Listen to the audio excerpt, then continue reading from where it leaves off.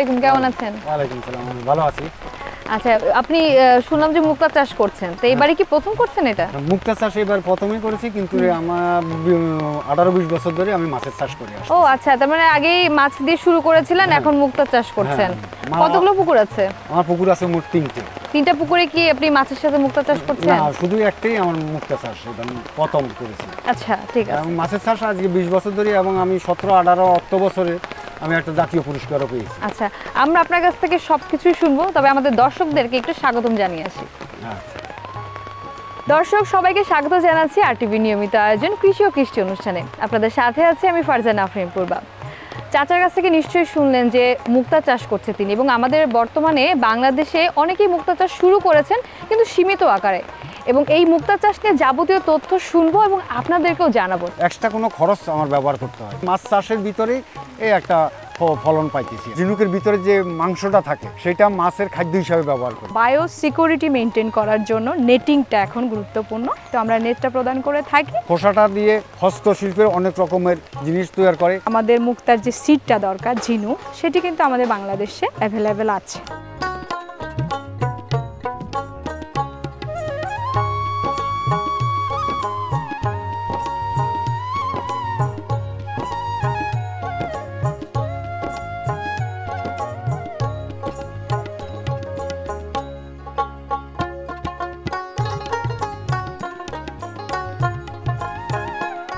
চাচা, এই মুক্তা চাষ আসলে কেন শুরু করলেন, মানে কোন ভাবনা থেকে? মুক্তা চাষ শুরু করেছি, আমি তো মাছের চাষ করি। মুক্তা একটা অলংকার ব্যবহার করা, এবং একটা মহিলাদের বা স্বর্ণের সঙ্গে নারীর সৌন্দর্য বৃদ্ধির জন্য। এবং দেখা গেল যে আমি মুক্তা চাষটা করলে আমার তেমন খরচ নেই, কিন্তু আমার মাছের চাষের খরচের উপর দিয়ে আমি এই মুক্তা চাষটা উপরোক্ত ফলনটা পাবো। আচ্ছা, আপনি তো আলাদাও করতে পারতেন, আপনি মাছের সাথে কেন মুক্তা চাষ শুরু করলেন তাহলে? আলাদা তো আমার মুক্তা আলাদা কোনো খরচ দিতে হয় না। তাই? হ্যাঁ, কোনো আলাদা কোনো এক্সট্রা কোনো খরচ আমার ব্যবহার করতে হয়। ওই মাছের যে আমি মাছ চাষের ভিতরে এই একটা ফলন পাইতেছি। তো এইবার তো প্রথম আপনি মুক্তা চাষ শুরু করেছিলেন, তা কোথাও থেকে কি ট্রেনিং নিয়েছেন? হ্যাঁ, নিয়েছি আমি। আমার উপজেলা বাঙ্গা উপজেলা মৎস্য অধিদপ্তর থেকে আমি ট্রেনিং নিয়েছি। আচ্ছা, স্বল্প মেয়াদি 2 দিন 1 দিনের ট্রেনিং নিয়েছি। তো এই যে স্বল্প মেয়াদি ট্রেনিং এর কথা বলছেন, আসলে মুক্তা চাষ যদিও বাংলাদেশে আমি বলবো নতুনই বলা যেতে পারে, কারণ খুব কম সংখ্যক মানুষ এত রিস্ক নিয়ে মুক্তা চাষ শুরু করে। তো আপনি যে বলছেন স্বল্প মেয়াদি একটা প্রশিক্ষণ, তা আপনার কি মনে হয় যে আসলে প্রশিক্ষণটা এই 2 দিন বা 3 দিনের না হয়ে যদি আরেকটু সম্প্রসারণ করা যেত, তাহলে হয়তো আমরা আরো বেশি কিছু শিখতে পারতাম? হ্যাঁ, সেটাই আমি বলতে চাইছি যে আমরা যেখানে 2 দিন 1 দিন ট্রেনিং নিয়ে এখন মুক্তা চাষটা করছি, কেন মৎস্য অধিদপ্তরের থেকে আমাদের হেল্প করছে।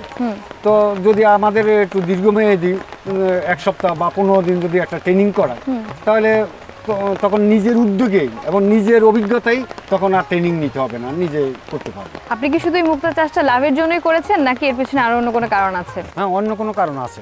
যেমন আমি ওই মুক্তা ঝিনুকের ভিতরে যে মাংসটা থাকে সেটা মাছের খাদ্য হিসাবে ব্যবহার করি। বিশেষ করে চিংড়ি মাছের প্রধান খাদ্য, চিংড়ি চাষ করে যারা, তাদের জন্য এটা প্রধান খাদ্য। তারপরে খোসাটা দিয়ে হস্তশিল্পের অনেক রকমের জিনিস তৈরি করে, এবং আপনার খোসাটা দিয়ে ওই খাওয়ার চুন বানান দেয়। তারপরে আমার পুকুরের জলের পরিষ্কার থাকে, গোলাত্মটা নষ্ট করে ফেলে, এবং শামুক ঝিনুকের যে পুকুরে থাকে সেই পুকুরের জলগুলো খুব পরিষ্কার থাকে। চাচা, আপনি তো এই একটা পুকুরে মুক্তা চাষ করেছেন, তাই না? হ্যাঁ। তো প্রথমে এই বীজটা কিভাবে আনলেন, কোথা থেকে আনলেন? বীজটা প্রথমে আমরা তো জানতাম না, আমাদেরকে মৎস্য অধিদপ্তর থেকে আমাদেরকে উৎস জাগাইছে। ওদের মাধ্যমে ওদের একটা দেশি প্রজাতি প্রকল্প বেরিয়েছে, ওখান থেকেই এটা উৎপন্ন। তারপরে আমাদেরকে বেছে নিয়েছে কয়েকজন যারা চাষি, ভালো চাষি হিসাবে মৎস্য অফিস থেকে বেছে নিয়ে মোটামুটি আমাদের ইউনিয়নে 2-3টা অলরেডি দেওয়া হয়েছে। এবং এই পুকুরে কতগুলো আছে এখন তাহলে? আমি প্রথম অবস্থা আমি 1500 ঝিনুক বীজ নিয়ে এসেছিলেন। মাছ চাষ করে তো লাভবান হওয়া যায়, তো সেই ক্ষেত্রে আপনি একই পুকুরে মাছের সাথে যে মুক্তা চাষ করছেন এবং মুক্তা চাষ করা যায়, এই ধারণাটা বা এই শুরুর গল্পটা আমি একটু শুনবো। আমরা তো মাছের চাষ আজকে 18-20 বছর ধরে করে আসছি। আমাদের কাজে মাছের চাষ, কৃষিকাজ এই নিয়ে থাকে। বছরে 2-4 বার আমরা মৎস্য অফিসে মাছের ট্রেনিং করতাম। তখন যখনই একটা দেশি প্রজাতি প্রকল্প আসলো তখন আমাদের মৎস্য অধিদপ্তর থেকে যে আছে সে আমাদেরকে খবর দিছে যে একটা মুক্তা প্রকল্প আসছে, মুক্তা চাষ করবেন কি। তখন একটা উৎসাহ হয়েছে যে মুক্তা চাষ করব, মুক্তা সহজে পাওয়া যায় না, তো মুক্তা চাষ করলে যদি নিজে মুক্তা বানাইতে পারি তাতে ভালো কথা। সোনার জিনিস বা অলংকার, মেয়েদের আংটি পরা বা এবং জ্যোতিষা, তখন একটা মনে একটা আগ্রহ চলে আসে। আগ্রহ চলে আসার পরে মৎস্য অফিসার আমাদেরকে কল করলো যে তোমাদের 2 দিন ব্যাপী একটা ট্রেনিং আছে। তখন ওইখান থেকে ওই মৎস্য অফিস থেকেই আমাদেরকে উৎসাহটা জাগায়। এখন উৎসাহটা জাগানোর পরে কিছুদিন আগে আমি একটা ঝিনুক তুলেছি, নিজে পরীক্ষা করাম, দেখলাম যে ঠিকই মুক্ত হয়েছে, তখন মনে আরও আনন্দ আসে। কিন্তু এখন সবচেয়ে বড় কথা হলো যে আমাদের যে মুক্তাটা যে তৈরি করব, এটা বাজারজাত করার জন্য সরকার আমাদেরকে একটু সহযোগিতা করে এবং সরকার আমাদের দিকে যদি একটু লক্ষ্য করে তাদের আমাদের চাষিদের একটু ভালো হবে। এখন কি মনে হচ্ছে যে আপনি কি একজন সফল মুক্তা চাষি হতে পারবেন? ইনশাল্লাহ সফল হতে পারবো। মুক্তা যাতে আমি ফসল তৈরি করতে পারছি তাহলে ইনশাল্লাহ হয়ে যাবে। আচ্ছা, এই যে প্রথমবার করেছেন এখনো তো এই মুক্তাগুলো উঠান নাই, তাই তো? এই আর যেমন মাত্র 2 মাস, 2.5 মাস, 3 মাসের মধ্যে আমার মেচুর হয়ে যাবে, এই তো তোলা যাবে। এই যে আপনি বলছিলেন যে নিজের হাতে উঠিয়ে দেখেছিলেন যে আসলেই হয়েছে কিনা, আপনি বললেন যে বেশ একটা ভালো রেজাল্ট আসার সম্ভাবনা রয়েছে। তো এই যে মুক্তা চাষ করছেন এবং আশেপাশে তো যারা আরো মাছ চাষিরা আছে, আপনার কথা শুনে নিশ্চয়ই আপনার এখানে দেখতে এসেছে এই প্রকল্পটা, আসলে তারা কি বলছে? তারা খুব উৎসাহ যে এটা চাষ করার জন্য, প্রায় দিনে আসে দেখার জন্য। কিন্তু আমি যদি ঝিনুকটা যদি প্রতিদিন উঠাই আমার ঝিনুকটা ক্ষতি হবে। বললাম যে ঠিক আছে, ওরা দেখার জন্য কিন্তু সময়ের অপেক্ষায় আছে যে হীরা উৎসাহ যে হীরাও একটা চাষ করবে, কেন মাছের সঙ্গে এটা চাষ হচ্ছে। এটার জন্য আমার এক্সট্রা পুকুর করতে হচ্ছে না, এক্সট্রা কোনো খরচ করতে হচ্ছে না, আমি মাছের তো খরচ করতেইছি। তো এই জন্য যদি আমি একটা এক্সট্রা চাষ করে যদি আমি ফলন পাই তা আমার এটা তো বাড়তি ফলন। আর তো মাছের তো আমি খরচ করি, তো এই জন্য অনেক চাষি আমাদের এই ইউনিয়নে অন্তত কম করে হলো 500 মাছের চাষি আছে। 500 আগ্রহ প্রকাশ করছে। তারা কিন্তু প্রায় আমার অপেক্ষায় আছে যে উৎসাহ যে মুক্তা চাষ করবে, মুক্তা চাষ করবে। তার মানে যদি আপনি বলবো যে অবশ্যই সফল হবেন, কারণ যেহেতু আপনি পরিশ্রম করছেন এবং আপনি বলছিলেন যে আপনি অলরেডি চেক করে দেখেছেন, তার মানে একটা সম্ভাবনা যেহেতু আছে, তা মুক্তা চাষ করে আসলে চাষিরা লাভবান হতে পারে।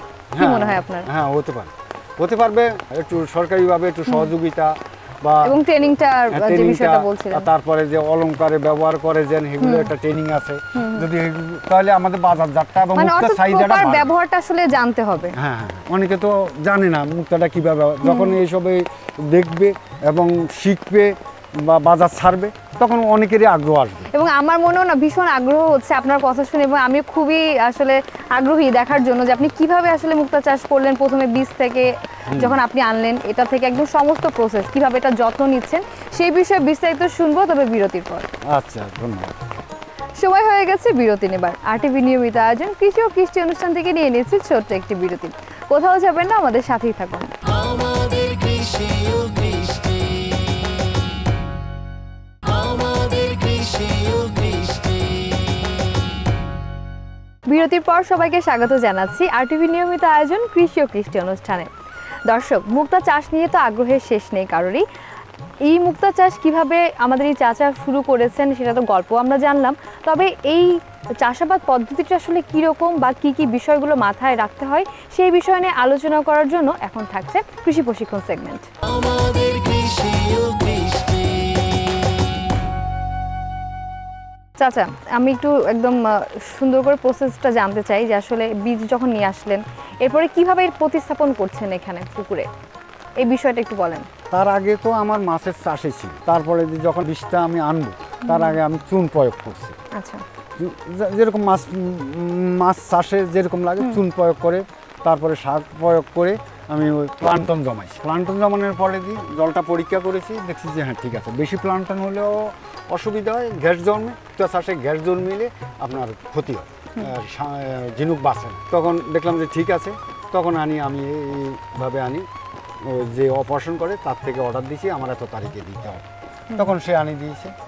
অপারেশনের বিষয়টা একটু অপারেশনের বিষয়টা হয়েছে, এটা অপারেশন করতে হলে আপনার খুব শুকনো, এটা চাকু। এই অপারেশনের বিষয়টা আমি একটু পরিষ্কার করি, অর্থাৎ ঝিনুকটা তো বিভিন্ন মানে ঝিনুক থেকে যে মুক্তাটা আসে ওটা তো বিভিন্ন আকৃতির হয়, হ্যাঁ। মানে আপনি কি বলতে চাচ্ছেন যে আসলে আমি ইচ্ছা মতো আকৃতি ওখানে প্রতিস্থাপন করতে পারি? হ্যাঁ পারবেন। আপনি যদি ওই ডাইজের মধ্যে মা লেখা থাকে তাহলে মা আপনার ডাইজে ওই মুক্তাটা মা লেখাই আসবে। আচ্ছা। যদি আল্লাহু লেখা থাকে আল্লাহুই আসবে। আপনি যে ডাইজের মধ্যে যেটা লেখা থাকে ওই মুক্তা ওই ঝিনুকের ভিতরে ওই ডাইসটা দিলে ওই ওই ওই ওই ডাইজে আপনার মুক্তাটা আসবে। এবার অপারেশন পদ্ধতিটা একটু শুনবো। অপারেশন পদ্ধতিটা হয়েছে আমি বলি, ঝিনুকটা এটা খুব শুকনো জিনিস। ওই যে ঝিনুকের যে উপরে যে কভারটা আছে এটা যেন না ভাঙে, শুকনোভাবে ওটা হা করার জন্য চিমটি আছে, চিমটি দিয়ে হা করে ওই ওদের ওই ইয়ের সঙ্গে একটা পর্দা আছে, পর্দাটা সামান্য কেটে ওর ভিতরে ইয়েটা ঢুকিয়ে দিতে হয়, ওই ডাইসটা ঢুকিয়ে দিতে হয় ওই দুই পাশে ঢুকাই দিয়ে তারপরে দিয়ে ওর নার্সারি তো তারপর নার্সারিং করতে হয়, আপনার স্যালাইন দিয়ে রাখতে হয় 2-3 দিন এবং জলটা পাল্টাই রাখতে হয়। আবার একটা ওষুধও আছে, অপারেশন করছে ঘাটা শুকানোর জন্য ওই জলের সঙ্গে ওষুধটা দিতে হয়। 4-5 দিন রাখার পরে যে কিছুটা মারা যায় কিছুটা যেটা থাকে সেটাই তখন আপনার কথা শুনে আমি বুঝলাম যে আসলে এটা আলাদা করে প্রতিস্থাপন করতে হয়, কিন্তু আমার ধারণা ছিল অথবা পানির নিচে এটা করা হয় আর কি। বীজ আনা থেকে শুরু করে এই মুক্তা আহরণ করা পর্যন্ত একটা যে সময় আছে এবং যত্ন তো অবশ্যই আছে। অবশ্যই এই যত্নটা কিভাবে করেছেন সেটা একটু শুনবো।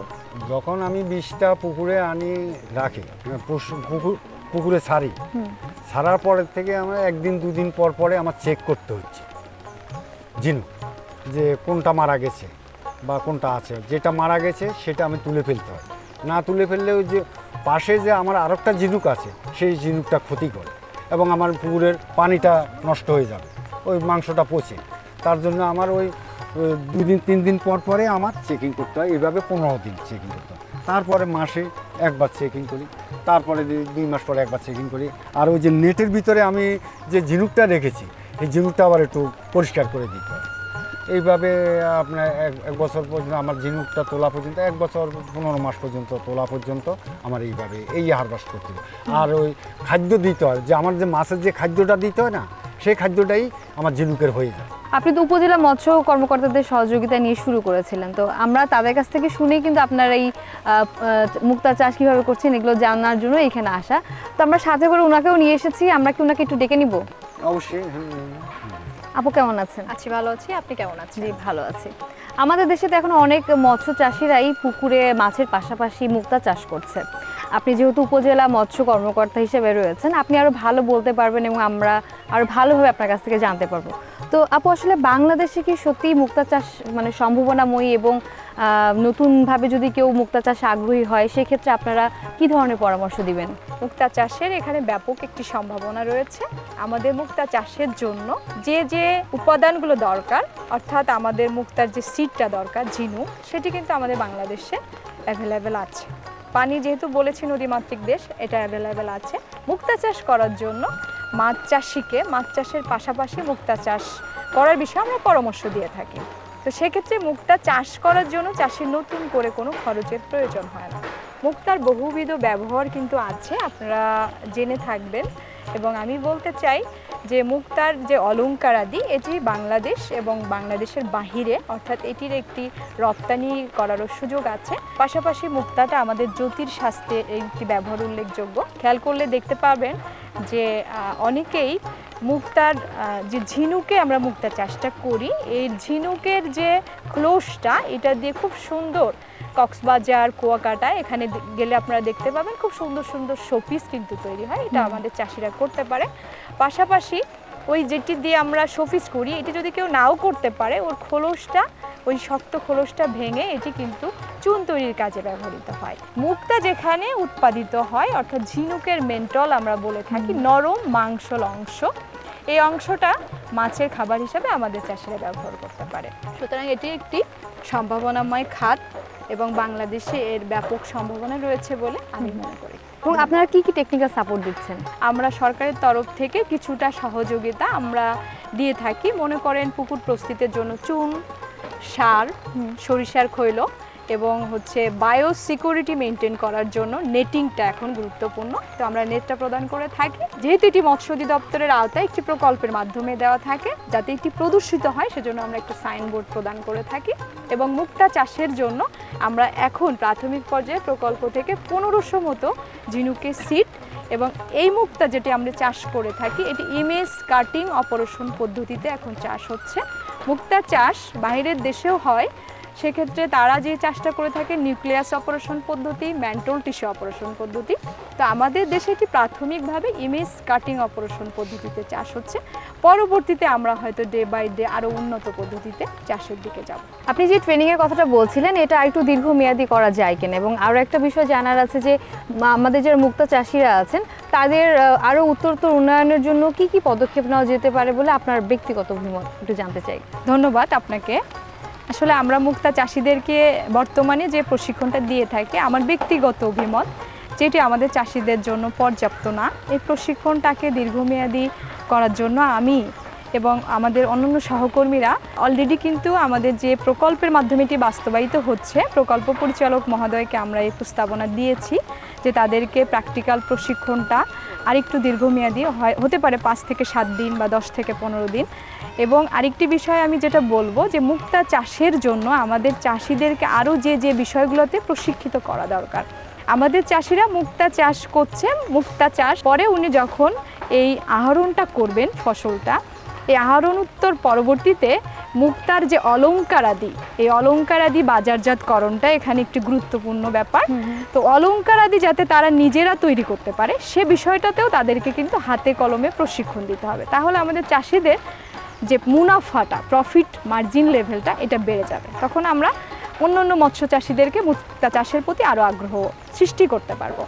পাশাপাশি এখানে একটি চ্যালেঞ্জ বা সমস্যার কথা যদি আমি বলি, মুক্তা চাষ করার পরবর্তীতে মুক্তা আহরণ উত্তর পর্যায়ে এর বাজারজাতকরণের জন্য সরকারি পর্যায় থেকে আমাদের উদ্যোগ গ্রহণ করতে হবে, যেটি বর্তমানে নাই এবং এটি মুক্তা চাষের প্রধান বাধা বলে আমি মনে করি। তো এটি নিয়ে আমাদের একটি কাজ হতে পারে যে আমাদের যে প্রকল্পটি চলমান সেটির মাধ্যমে অথবা নতুন কোনো মৎস্য বা মৎস্য পণ্য বাজারজাতকরণ বহুমুখীকরণ একটি প্রকল্প কিন্তু নেওয়া যেতে পারে। সে বিষয়ে আমি মৎস্য অধিদপ্তরের ঊর্ধ্বতন কর্তৃপক্ষ যারা আছেন তাদের মাধ্যমে আমাদের মাননীয় উপদেষ্টা মহোদয়কে আমি অনুরোধ জানাবো যে আমাদের চাষিরা যাতে আরও এগিয়ে যায় মুক্তা চাষে। আসলে যে কোনো উৎপাদিত পণ্যের জন্য বাজার ব্যবস্থাপনাটা খুবই গুরুত্বপূর্ণ বিষয়, যেটা আপনি মাত্রই বললেন। তো এই বাজার ব্যবস্থাপনা নিয়ে আরও শুনবো, আমাদের চাষি ভাইয়ের সাথে কথা বলবো, তবে বিরতির পরে। ধন্যবাদ। দর্শক, সময় হয়ে গেছে আরও একটি বিরতি নেবার। RTV নিয়মিত আয়োজন কৃষি ও কৃষি অনুষ্ঠান থেকে নিয়ে নিয়েছি ছোট্ট একটি বিরতি। কোথাও যাবেন না, আমাদের সাথে থাকুন। আমাদের কৃষি ও কৃষ্টি, আমাদের কৃষি ও কৃষ্টি। বিরতি পর সবাইকে আরও একবার স্বাগত জানাচ্ছি RTV নিয়মিত আয়োজন কৃষি ও কৃষি অনুষ্ঠানে। দর্শক, আপনাদের জন্য এখন থাকছে কৃষি বাজার সেগমেন্ট। আমাদের কৃষি ও কৃষ্টি। চাচা, এই যে প্রথমে তো আপনি যখন মুক্তাটা শুরু করলেন তখন কি আপনার পরিকল্পনা ছিল যে যখন আপনি এখান থেকে মুক্তা আহরণ করবেন এই মুক্তাগুলো কোথায় বিক্রি করবেন বা কেমন দাম দর পেতে পারেন, এগুলো নিয়ে কোনো পরিকল্পনা আগে করেছিলেন কিনা? না, প্রথম কোনো পরিকল্পনা ছিল না। প্রথম জানতাম যে জুয়েলারি ব্যবহার হয়। এখন যদি সরকারি সহযোগিতা করলে, সরকারের থেকে আমরা কোনো রকম সহযোগিতা পাই, যে বিদেশে বা অথবা দেশও তো চাহিদা রয়েছে। হ্যাঁ, দেশের চাহিদা, ওই যে বললাম না, কিছু অলংকারের সঙ্গে এটা ব্যবহার করার জন্য যদি কিছু একটা ট্রেনিং দেয় তাহলে আমাদের উৎসটা কাজে লাগবে এবং এটা ফলনটা কাজে লাগবে। যখন বলছেন যে এটা যখন মুক্তা চাষ করে তখন এটা বিক্রি করবেন কিভাবে, সেটা তখন আমাদের এই চিন্তা ছিল না। চিন্তা ছিল যে মাছের সঙ্গে, মৎস্য চাষের সঙ্গে একটা উপরন্ত একটা ফসল হচ্ছে, তো অবশ্যই এটা মার্কেট পাবো। তো এখন যদি সরকারের এই দিকে একটু ফলো করে, লক্ষ্য করে, তাহলে আমাদের এই 1500 ঝিনুক থেকে যে মুক্তাগুলো আসবে আসলে কত টাকা এখানে বিক্রি হতে পারে বলে আপনি মনে করছেন? আমার তো আশা আছে যে 1500 ঝিনুক থেকে 1 থেকে 1.5 লাখ টাকার উপরে আমি মুক্তা। একটা ঝিনুক থেকে কি পরিমাণে মুক্তা আসলে আহরণ করা যেতে পারে? আমার একটা ঝিনুক থেকে 2টা মুক্তি আসবে। প্রতি বছর আসলে কেমন মাছ আপনি এই পুকুর থেকে বিক্রি করতেন আগে? পুকুর থেকে বছরে আমি মাছ বিক্রি করতাম যে 1-1.5 লাখ টাকা। 1-1.5 লাখ টাকা শুধু মাছ আসতো, তার মানে এটার সাথে বাড়তি আরো যদি 1.5 লাখ টাকা যোগ হয় তার মানে এর ডাবল হয়ে গেল। ডাবল হয়ে গেল, খরচও কম এবং একই সাথে আপনি 2 ধরনের এখান থেকে পাচ্ছেন, মাছও হচ্ছে আবার মুক্তা উৎপাদন করতে পারছেন। তাহলে এটা কি আমি বলবো যে মৎস্য চাষিদের জন্য কি একটা সম্ভাবনাময় দিক না, যে একই জায়গায় একই খরচে আমি লাভ পাচ্ছি দ্বিগুণ? হ্যাঁ, অবশ্যই এটা মৎস্য চাষিদের জন্য এটা একটা সুখবর বা এবং একটা মঙ্গলই। বাংলাদেশে মুক্তার বাজার কেমন এবং আসলে একজন মুক্তা চাষি কেমন দাম পেতে পারে এখান থেকে? আসলে এটি মুক্তা চাষের সবচেয়ে বড় একটি সমস্যা বা চ্যালেঞ্জ বলতে পারেন। বাংলাদেশের প্রেক্ষাপটে মুক্তার বাজারটা এখনও ওভাবে সম্প্রসারিত হয় নাই। এখানে আমাদের যে সমস্ত কিছু কোম্পানি, যেমন আপনি বলতে পারেন দেশীয় ইয়া নিয়ে কাজ করে আড়ং, দেশি 10, অঞ্জনস, তারা সাধারণত এই মুক্তার যে অর্নামেন্টসটা নিয়ে কাজ করে। তো সেক্ষেত্রে আমাদের আরও কিছু উদ্যোক্তা আছে যারা এই মাঝখানে মুক্তা চাষিদের থেকে মুক্তাগুলো সংগ্রহ করে ওই আড়ং, দেশি 10 বা অঞ্জনসদের যে কোম্পানির মাধ্যমে তারা একটা লিঙ্কেজ স্থাপন করে কিন্তু এটা কাজটা করছে। তো আমার চাষিরা সরাসরি মুক্তাটা বাজারজাতকরণ এখনও করতে পারছে না। তো সেক্ষেত্রে মুক্তার যে নির্দিষ্ট দামটা আপনি বললেন, এটি নিয়ে আমি বলতে চাই এটি আসলে ডিপেন্ডস করে মুক্তার কোয়ালিটি, ডিজাইনের উপরে। তো আপনি যেটা জানতে চেয়েছেন আমি একটু সম্ভাব্য বলতে পারি যে এই যে ডিজাইনের মুক্তাটা যদি খুব বেশি গ্লেজি হয় তো সেক্ষেত্রে এটা হয়তো একটা মুক্তা 200 থেকে 250 টাকার রেটে আমাদের মাঝখানে যে উদ্যোক্তা ঢুকতেছেন উনি এটি সেল করতে পারেন। তো আমার চাষি এখানে হয়তো 150 থেকে 180 পর্যন্ত রেট পেতে পারে সম্ভাব্য। এটার ওরকম ফিক্সড কোনো রেট আমি আপনাকে বলতে পারবো না। ধন্যবাদ আপু, আপনাকে অসংখ্য ধন্যবাদ। আপনার কাছ থেকে আমরা আসলে অনেক ইনফরমেটিভ তথ্য পেয়েছি এবং আমার মনে হয় যারা আমাদের মৎস্য চাষিরা আছেন তারা যদি আরও বেশি বেশি আগ্রহ প্রকাশ করেন যে মাছ চাষের সাথে তারা সমন্বিতভাবে আসলে মুক্তা চাষ করতে পারবেন, আমাদের বাংলাদেশে মুক্তা চাষ আসলে অনেক বেশি পরিমাণে সম্প্রসারিত হবে বলে আমি আশা করছি। আপনাকে অসংখ্য ধন্যবাদ। আপনারা আগেই আমি বলেছি তৃণমূল পর্যায়ে চলে এসেছেন, আমাদের মুক্তা চাষিদের সাথে কথা বলেছেন। আপনাদের এই প্রতিবেদনটি আমাদের মুক্তা চাষ সম্প্রসারণে অবশ্যই সহায়ক হবে, আমরাও আশাবাদী।